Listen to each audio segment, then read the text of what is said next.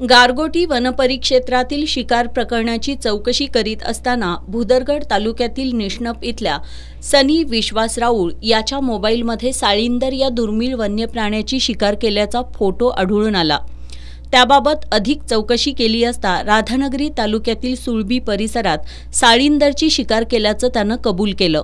राधानगरी वनपरिक्षेत्रातील वनरक्षक सरवडे यांनी वन्यजीव संरक्षण अधिनियमानुसार गुन्हा नोंद करून सनी राऊळ याला ताब्यात घेत न्यायालयात हजर केलं असता न्यायालयानं त्याला 3 दिवसांची वनकोठडी सुनावली आहे।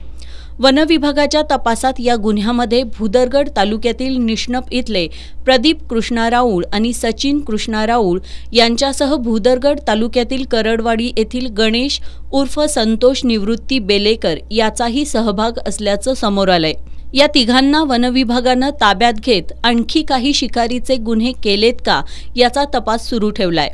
उपवन संरक्षक जी गुरुप्रसाद यांच्या मार्गदर्शनाखाली सहाय्यक वनरक्षक NS कांबळे, राधानगरी वनक्षेत्रपाल VN पाटील, सरवडे वनपाल SB भाट, वनरक्षक MD अंगज, JS Sable, OS Sangpal अधिक तपास करतायत।